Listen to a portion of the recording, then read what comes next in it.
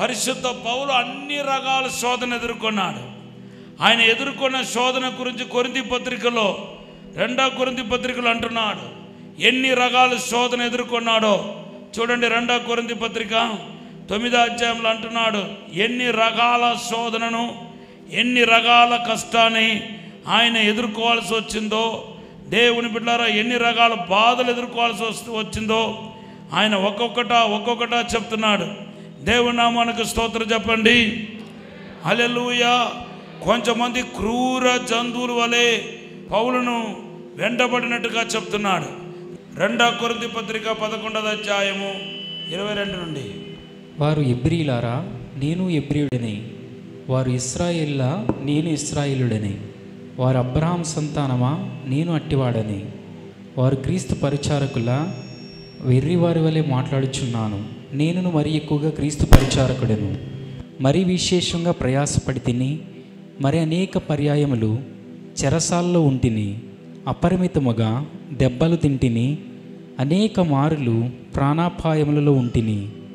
యూదుల చేత 5 మార్లు ఒకటి తక్కువ 40 దెబ్బలు తింటిని, 3 మారు బెత్తములతో కొట్టబడి తిని, ఒకసారి రాళ్లతో కొట్టబడి తిని, 3 మారు వాడ పగిలి శ్రమపడి తిని, ఒక రాత్రి పగళ్ళు సముద్రంలో గడిపి తిని, అనేక పర్యాయములు ప్రయాణముల్లోనూ, నదుల వలనైన ఆపదల్లోనూ, దొంగల వలనైన ఆపదల్లోనూ, నా స్వజనుల వలనైన ఆపదల్లోనూ, అన్యజనుల వలనైన ఆపదల్లోనూ, పట్టణంలో ఆపదల్లోనూ, అరణ్యంలో ఆపదలోనూ, సముద్రంలో ఆపదలోనూ, కపట సహోదరు వలన ఆపదలోనూ ఉంటిని. ప్రయాసతోనూ కష్టములతోనూ, తరచుగా జాగరణములతోనూ, ఆకలి దప్పులతోనూ, తరచుగా ఉపవాసములతోనూ, చలితోనూ, దిగంబరత్వంతోనూ ఉంటిని. ఇంకనూ చెప్పవలసిన అనేకములున్నవి.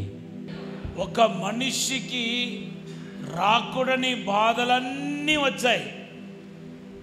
అన్నీ వచ్చినా ఆయన 26వ అధ్యాయంలో ఏమంటున్నాడంటే, అపోస్తల కార్యం 26వ అధ్యాయంలో మన చదివిన వాక్యపట్నంలో, ఈనాటి వరకు ప్రభు నాకు సహాయకుడై ఉండటం వలన, సహాయం చేయటం వలన నేను సజీవ లెక్కలో ఉన్నాను అంటున్నాడు. దేవుని యొక్క సహాయం ఎవరికి అందించబడుతుందో, ఎవరికి తోడుగా ఉంటుందో, ఎవరిని కాపాడుతుందో, ఎవరి పక్షంగా దేవుని సహాయం ఉంటుందో, వాళ్ళకు ఎన్ని శ్రమలు వచ్చినా, ఎన్ని శోధనలు వచ్చినా సజీవ లెక్కల్లో దేవుడు నిలబెట్టగలుగుతాడు. వాళ్ళు ఇంకనూ బ్రతికి ఉన్నారా అని అడిగినట్టుగా దేవుడు మేలు చేస్తాడు. దేవునికి మహిమ కలుగునగాక, దేవుని నామం స్తుతించబడునగాక. అరే, వీళ్ళు ఇంకా బ్రతికి ఉన్నారా, ఇంకా ఉన్నారా, వీళ్ళు కుటుంబం ఇంకా ఉందా అని అన్య జనులు, మీ విరోధులు, మీ శత్రులు నోటిలో వేలు పెట్టుకొని చూచినట్టుగా దేవుడు అన్ని శ్రమల నుండి, అన్ని కీడు నుండి తప్పించి మీకు ఆయన సహాయం చేస్తాడు. ఈనాటి వరకు ప్రభు నాకు సహాయకుడై ఉన్నాడు కాబట్టి నేను సజీవ లెక్కలో ఉన్నాను అంటున్నాడు. గట్టిగా ఒక హల్లెలూయా చెప్పండి. ప్రభు యొక్క సహాయం మీకు ఉంటే గనక ఎన్ని శ్రమలు, ఎన్ని శోధనలు వచ్చినా వాటన్నిటిని దాటుకొని వెళ్ళగలుగుతారు. బైబిల్లో నీకు అగ్ని పరీక్ష లేదు, అగ్ని లేదని రాయబడలేదు, నీ ముందు నది లేదని రాయబడలేదు. కానీ అవన్నీ ఉన్నాయి. అగ్ని మనం దాటాల్సి ఉంటాయి, కానీ అవి మనల్ని కాల్చజాలదు. మన నదులు దాటి వెళ్ళాల్సి ఉంటాయి, కానీ మనం మునిగిపోము. కారణం ఏంటంటే సహాయకుడు నీకు తోడుగా నిలిచి ఉన్నాడు కాబట్టి. గట్టిగా ఒక హల్లెలూయా చెప్పండి. పట్టణమంతా వ్యతిరేకంగా నిలబడింది. అపోస్తల కార్యం 18వ అధ్యాయం 10వ వచనంలో ఏం మాట్లాడుతున్నాడో చూడండి. 18:10. నేను నీకు తోడై ఉన్నాను, నేను నీకు తోడై ఉన్నాను, నీకు హాని చేయుటకు నీ మీదకి ఎవడును రాడు, హల్లెలూయా. ఒక పాస్టర్ గారు కోయంబత్తూరులో ఇది జరిగిన సంఘటన. ఒక పాస్టర్ గారు వాక్యం చెప్పి వస్తూ ఉంటే చీకటిలో ఆయన్ని కొట్టి చంపాలని రాళ్ళతో తర్వాత గొడ్డరితో ఉన్నారంట. అంటే ఆ స్ట్రీట్లో ఆయన ప్రేయర్ ముగించి బయటకు రాగానే కరెంట్ ఆపేశారు. స్ట్రీట్లో కరెంట్ లేదంట. ఒంటరిగా వస్తే ఈయన దగ్గరకు వచ్చిన తర్వాత చూశాడంట ఈ పాస్టర్ గారు. ఆగా, ఇన్ని రోజులు మనం తప్పించుకొని తిరిగాము, ఈరోజు మన పని అయిపోయిందని చెప్పి మనసులో అనుకుంటున్నాడు. కానీ తర్వాత ఆయన చంటి బిడ్డలు గుర్తుకొచ్చి ఈ పిల్లలు తండ్రి లేని వాళ్ళు అయిపోతారు కదా చెప్పి, ప్రభువా నన్ను రక్షించండి, మీరే నాకు సహాయం, మీరే నాకు తోడు, మీరే నాకు సర్వమని పెద్ద కేకలు పెట్టాడంట. ఎవరు వస్తారు ఇప్పుడు? మీటింగ్ అయిపోయింది, బిలీవర్స్ అందరూ వెళ్ళిపోయారు, స్ట్రీట్లో ఈయన ఒక్కడే ఉన్నాడు. దేవుడు ఏం చేశాడు తెలుసా? స్ట్రీట్ కుక్కలను దేవుడు ప్రేరేపించాడంట. ఎప్పుడైతే స్ట్రీట్ కుక్కలు వీళ్ళు వచ్చే ఆ కేకలు పెట్టుకుంటూ వచ్చారంట, వాళ్ళు శ్లోకాలు ఏదో చెప్పుకొని కేకలు పెట్టుకుంటూ వస్తే ఒక 7 కుక్కలంట, 7 కుక్కలు తరిమి తరిమి తరిమి వాళ్ళని. హల్లెలూయా! ఈ పాస్టర్ గారిని వదిలేసింది, కానీ ఈ కుక్కలు మాత్రం 7 కుక్కలు ఒక్కటే కలిసి తరిమి తరిమి తరిమి తరిమి కొంచెమందిని కొరికేసిందంట. ఇంకా వాడు కేకలు పెట్టుకుంటా వెళ్ళిపోయారట. హల్లెలూయా! తర్వాత ఇంటికి వచ్చి పాస్టర్ గారు స్తోత్రం చెప్తా ఉంటే ఆ 7 కుక్కలు స్ట్రీట్ కుక్కలు కాదు, 7 దేవదూతలాగా దేవుడు చూపించాడంట. దేవుని నామానికి స్తోత్రం చెప్పండి. దేవుని నామానికి మహిమ కలుగును గాక. ఇది జరిగిన విషయము, జరిగిన కార్యము. నీ పక్కన 1000 మంది పడినను, నీ కుడి పక్కన 10,000 మంది పడినను అపాయ నీ వద్దకు రాదు. ఎందుకంటే నీ పక్షముగా సహాయకుడు నిలబడి ఉన్నాడు.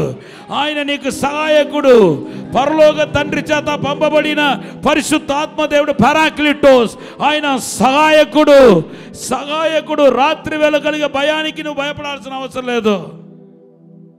హల్లెలూయా! ఎంతమంది అండి ఈ కరోనా వచ్చి ఫస్ట్ వేవ్లో ఎంతమంది చనిపోయారు, సెకండ్ దాంట్లో ఎంతమంది చనిపోయారు, ఇంకా ఇంకా అక్కడక్కడ జరుగుతూనే ఉంది. ఎంతోమంది కరోనా రాకూడదు, నా బాడీ వీక్ అని చెప్పి, బలహీనని చెప్పి ఎంతో జాగ్రత్తలు తీసుకున్నా దేవుని బిడ్డలారా చాలా గట్టి దెబ్బ తగిలింది. మీ పని ఎలా ఉన్నా నేనైతే మామూలుగా తిరిగేశాను. ఇంకా ఫుల్ లాక్డౌన్లో కూడా తిరిగేశాను. నేను హెల్ప్ చేయాలి ప్రజలకు చెప్పి తిరిగేశాను. కానీ దేవునికి భద్రత, దేవునికి కాపుదల ఒక్కటే చెప్పగలుగుతాను, దేవుడు సహాయకుడుగా నిలిచాడు. ఇది నా శక్తి కాదు, నా బలము కాదు, యెహోవా నమ్మదగిన దేవుడుగా సహాయకుడుగా నిలిచాడు. ఈరోజు కూడా నేను మీకు చెప్తున్నాను, మిమ్మల్ని చుట్టూ కొన్ని 100 మంది శత్రువులు ఉన్నా మీ వద్దకు అవి రాదు, మిమ్మల్ని ముట్టలేరు. మీ పిల్లలకు మీకు విరోధంగా రుమ్మపడిన ఏ ఆయుధం వర్తిల్లదు. దేవుడు భద్రపరచగలుగుతాడు, ప్రతి కీడు నుండి శోధన నుండి తప్పించగలుగుతాడు. న్యూస్ వినటమే పాపం. ఆ న్యూస్ వింటే ఎంత బలవంతుడైనా సరే, ఎంత ధైర్యవంతుడైనా సరే భయపడకుండా ఉండలేడు అన్నమాట. ఈవెన్ ఇప్పుడు కూడా జనాలందరినీ భయక్రాంతులుగా ఉంచాలి ఇంకా.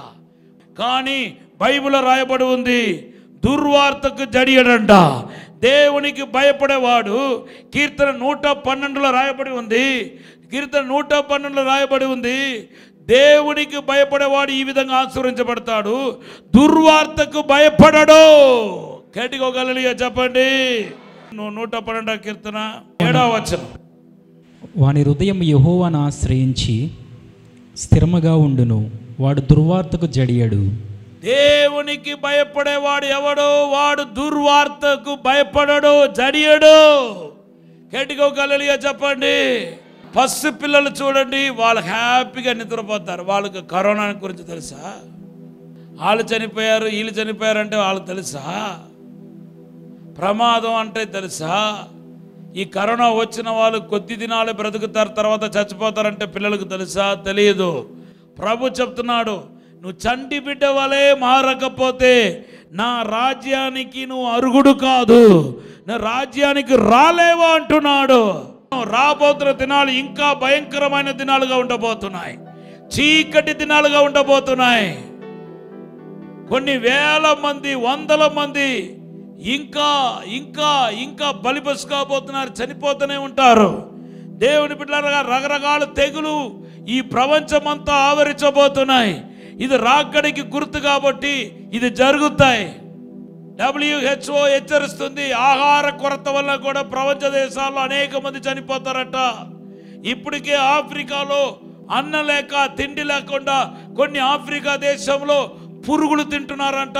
దానివల్ల వాళ్ళకు రకరకాల జబ్బులు వచ్చి వాళ్ళు చనిపోతున్నట్టుగా వార్తలు వస్తున్నాయి. దేవుని బిడ్డలారా, ఇటువంటి క్రూరమైన దినాల్లో మనం ఉన్నాం. కానీ స్టిల్ పౌలులాగా మీరు ధైర్యంగా చెప్పవచ్చు.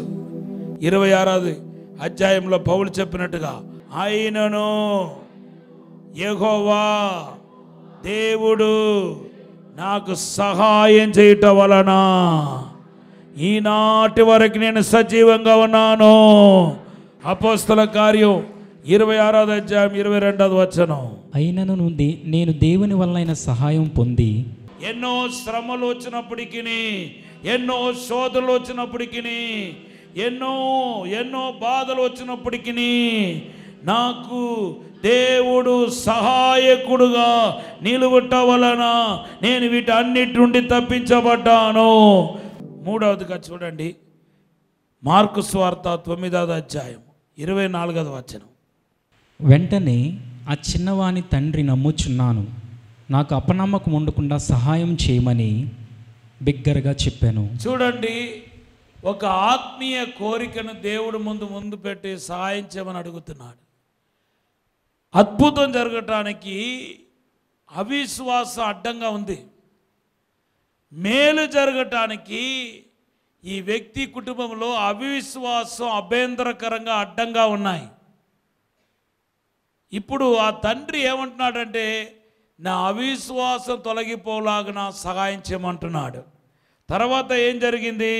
ఆయనలో ఉన్న అవిశ్వాసాన్ని తొలగించాడు, ఆయన కుమారుని బాగు చేశాడు. జస్ట్ మీరు don't seek only for material blessing, don't seek God's help for only materialise blessings. Here he is seeking God's help to remove, to quench, to remove the unbelief in his heart. తన హృదయంలో ఉన్న అవిశ్వాసాన్ని తొలగించడానికి దేవుని యొక్క సహాయాన్ని అడుగుతున్నాడు. కేటికోగలలుగా చెప్పండి. మీకు సహాయకుడుగా వచ్చే పరిశుద్ధాత్మ దేవుడు యేసు ప్రభు వారు మీలో ఉన్న అవిశ్వాసాన్ని తొలగించబోతున్నాడు. అవిశ్వాసాన్ని మాత్రం కాదు, మీలో అద్భుతం జరగటానికి ఏదైతే ఆటంకంగా ఉందో, ఏదైతే అభ్యంతరకరంగా ఉందో దాన్ని దేవుడు కంప్లీట్గా తొలగించబోతున్నాడు. బ్లాకేజ్ తొలగబోతున్నాయి. మీ సేవలో వాడబడటానికి ఉన్న బ్లాకేజ్ తొలగబోతున్నాయి. మీ మ్యారేజ్ విషయంలో ఉన్న బ్లాకేజ్ తొలగబోతున్నాయి. అది అవిశ్వాసం కావచ్చు, అవనమ్మకం కావచ్చు, ఏదైనా బలహీనత కావచ్చు, శోధన కావచ్చు, దేవుడు మీ నుండి తొలగించబోతున్నాడు. సందేహం కావచ్చు, హల్లెలూయా, దేవునికి ఇష్టలేని కార్యం కావచ్చు, దేవుడు దాన్ని జయించడానికి విశేషమైన కృప ఇవ్వబోతున్నాడు. దేవుడు నీకు సహాయం చేయబోతున్నాడు. మీ దర్శనాల విషయంలో మీకు కన్ఫ్యూషన్ ఉంటే ప్రభు మీకు సహాయం చేసి క్లియర్గా దేవుడు మీకు బోధించబోతున్నాడు. మీకు వచ్చిన కళల విషయంలో మీరు కన్ఫ్యూషన్స్లో ఉంటే దేవుడు మీ కళలకు సంబంధించిన అర్థాన్ని క్లియర్గా బోధించబోతున్నాడు. భాషలకు వచ్చిన అర్థాన్ని గ్రహించడంలో మీరు డిస్టర్బ్డ్గా ఉంటే ప్రభు మీకు సహాయం చేయబోతున్నాడు. మీకు ఏ రూపంలో ఆత్మీయంగా సహాయం కావాలో ఆ సహాయాన్ని ప్రభు అందించబోతున్నాడు. కేటికోగలలిగా చెప్పండి. చివరిగా మన క్రైస్తవ జీవితానికి ఊపిరి లాంటిది ఏదంటే ప్రార్థన. ప్రార్థనలో అనేక సార్లు మనం ఫెయిల్ అయిపోతున్నాం. కారణం ఏంటో తెలుసా? ప్రార్థన సాఫీగా కొనసాగించట్లేదు. ఒకరోజు ప్రార్థన చేస్తే ఇంకొక రోజు ప్రార్థన చేయలేకపోతున్నాం. ఒకరోజు కన్నీటితో ప్రార్థన చేస్తే ఇంకొక రోజు కన్నీటితో ప్రార్థన చేయలేకపోతున్నాం. ఉపవాసం ఉండలేకపోతున్నాం. తెల్లవారు లేచి ప్రార్థించే వాళ్ళు ఇప్పుడు ప్రార్థించలేకపోతున్నారు, ఉపవాస ప్రార్థన చేయలేకపోతున్నారు, మోకాల్లో ఉండి ప్రార్థన చేసేవారు ఇప్పుడు చేయలేకపోతున్నారు. మునుపుటి ఆ ప్రార్థన అభిషేకం ఇప్పుడు లేదు, ప్రార్థన జీవితం లేదని చాలామంది బాధపడుతున్నారు. బైబిల్లో చూడండి, రోమపత్రిక 8వ అధ్యాయం 26వ వచనం చదవండి. ఇప్పుడు మనం ప్రార్థన చేయబోతున్నాం. అటువలే ఆత్మయు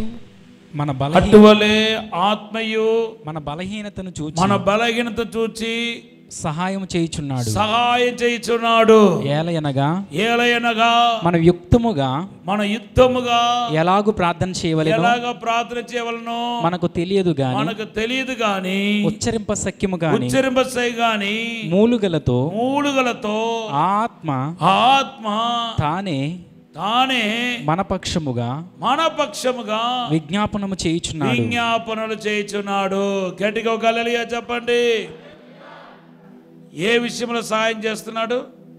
మన బలహీనతను చూచి. అందరూ ఆమేన్ చెప్పండి.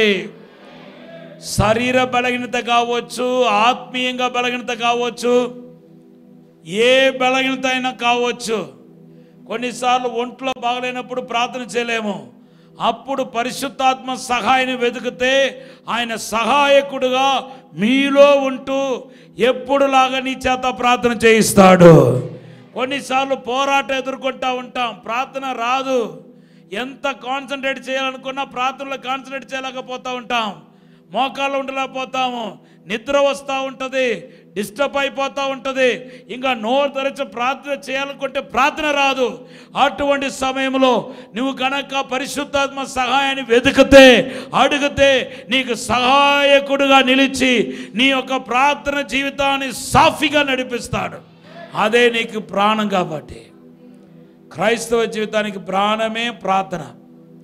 హల్లెలూయా. ఈ విధంగా ప్రభు మీకు సహాయకుడుగా మీ దగ్గరికి రాబోతున్నాడు. సహాయకుడుగా, మేలు చేసేవాడుగా మీ వద్దకు రాబోతున్నాడు. ఈరోజు మీ జీవితంలో పరిశుద్ధాత్మ తండ్రిని ఒక సహాయకుడుగా చూస్తున్నాను. నీ కార్యాన్ని నెరవేర్చే సహాయకుడుగా చూస్తున్నాను. మేలు చేసే దేవుడుగా చూస్తున్నాను. నీ పిల్లల విషయంలో మేలు చేసే దేవుడుగా చూస్తున్నాను. మీ సేవలో దేవుడు మేలు చేసే సహాయకుడుగా చూస్తున్నాను. నీకున్న అడ్డు, అభ్యంతర, శోధన, ఫైనాన్షియల్ ప్రాబ్లం, కష్టాలు, శోధనలన్నీ తొలగించే ఒక సహాయకుడుగా చూస్తున్నాను. ఇదిగో సహాయకుడు నీకు ముందుగా వెళుతున్నాడు. నీకు అద్భుతం చేయడానికి కోసం వెళుతున్నాడు. నీకు మేలు చేయడానికి కోసం వెళుతున్నాడు. హల్లెలూయా. ఇప్పుడైతే బైబిల్లో నోట్స్ లేదు, ఏమీ లేదు, ప్రిపరేషన్ లేదు. ప్రార్థన చేసుకుని వస్తున్నాను, డైలీ వాక్యం చెప్తున్నాను. ఒక్కరోజు కూడా ఖాళీ ఉండదు, డైలీ వాక్యం చెప్పాల్సిందే. మరి కొత్త వాక్యం ఎలా వస్తుంది? ప్రారంభ దినాల్లో నాకు ఏం అర్థమయ్యేది కాదు. పరిశుద్ధాత్మ దేవుణ్ణి, ప్రభువా అపోస్తల కార్యం పలానా అధ్యాయం చదువుతున్నాను, ఇదిగో చూడు ఈ వాక్యం యొక్క అర్థం చెప్పే అర్థం చెప్పేవాడు. ప్రకటన గ్రంథాన్ని గురించి 25 సంవత్సరాల క్రితమే దేవుడు నాకు బోధించాడు. హల్లెలూయా. ఏ నోట్స్ పుస్తకాలు తీసుకెళ్ళలేదు, ఉట్టి బైబిల్ తీసుకెళ్ళి పొలంలో వెళ్ళి కూర్చొని ప్రార్థన చేసేవాని. వాక్యం వెంబడి వాక్యం నాకు ఆ దినాల్లోనే దేవుడు బోధించాడు. ఆత్మీయంగా నీకు సహాయం చేస్తాడు, నీ ప్రార్థన జీవితంలో సహాయం చేస్తాడు. నువ్వు అభివృద్ధి కాబోతున్నావు, నువ్వు వర్ధిల్లబోతున్నావు, నీకు అద్భుతం జరగబోతున్నాయి, నిన్ను దేవుడు హెచ్చించబోతున్నాడు. నేను యేసుక్రీస్తుని పక్షముగా మంచి సహాయకుడుగా నేను చూస్తున్నాను. నువ్వు సంతోషంగా ఇంటికి వెళ్ళు, ప్రభు నీకు సహాయకుడుగా నిలబడతాడు.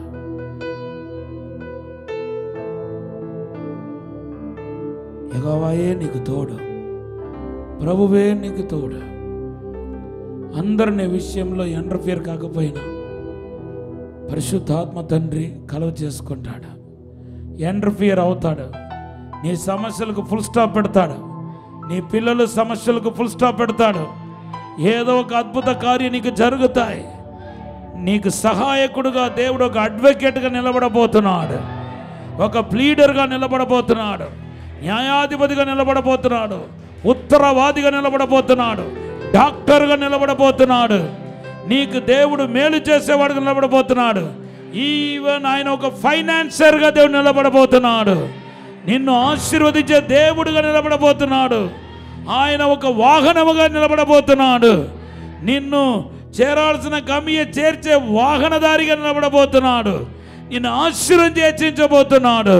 నువ్వు భయపడవద్దు, దిగులు పడవద్దు. ప్రభు యొక్క వాగ్దానం వచ్చేసింది. నువ్వు సహాయకుడితో బయలుదేరబోతున్నా. దేవుడే నీ సహాయకుడు, దేవుడే నీకు అద్భుతం చేసేవాడు, దేవుడే నీకు మేలు చేసేవాడు. నీకు సహాయ దేవుని నుండే రాబోతున్నాయి, ప్రభు నుండే రాబోతున్నాయి. ప్రభువే నీకు సహాయకుడుగా నిలబడబోతున్నాడు. పరిశుద్ధము నమ్మకమైన పరలోక తండ్రి, అయ్యా నీవు పలికిన మాట నేను పలికాను. సహాయకుడుగా నిలబడమని అడుగుతున్నాను తండ్రి. యేసుక్రీస్తు నామములో ఇప్పుడే అసాధారణమైన కార్యం జరిగించండి, అద్భుతమైన కార్యం జరిగించండి. మంచి సహాయకుడుగా నిలబడండి ప్రభా. నూతనమైన కార్యం జరిగించండి. బంధకాల నుండి విడుదల చేయండి, శాపపు కాడి నుండి విడుదల చేయండి. ఎక్కడో నుండి సహాయం కాదు, మాతో కూడా వస్తును సహాయకుడుగా నిలబడబోతున్నావు. మాతో కూడా వస్తూ సహాయం చేయబోతున్నావు. యేసు నామములో బంధకాలు తెగిపోనుగాక, అడ్డులని తొలగిపోనుగాక, ప్రకాశవంతమైన భవిష్యత్తు వచ్చినగాక, దీవెన వచ్చినగాక, విడుదల వచ్చినగాక, దైవిక ప్రసన్న ఇప్పుడే ఆవరించినగాక. ఇప్పుడే అద్భుతం జరిగించండి ప్రభా. సమాధానం సంతోషం కలగాలని ప్రార్థన చేస్తున్నాను. ఎవరి కోసమైతే ప్రార్థించబోతున్నానో వాళ్ళ జీవితంలో అద్భుతం జరగాలి తండ్రి. అయ్యా మాటల కాదు, క్రియల చూడాలి తండ్రి. ఆశీర్వాదముతో తిరిగి రావాలి. ఏ ఏ విషయంలో సహాయం చేయబోతున్నావో వాళ్ళు రుచి చూడాలి. ఈ రోజు రుచి చూడాలి. అయ్యా డిఫికల్ట్ కార్యం కూడా, కష్టతరమైన కార్యం కూడా సులువైపోవాలి యేసు నామములో. ఇప్పుడు అద్భుతం జరిగించమని యేసు నామములో అడిగి వేడుకుంటున్నాము తండ్రి. ఆమేన్.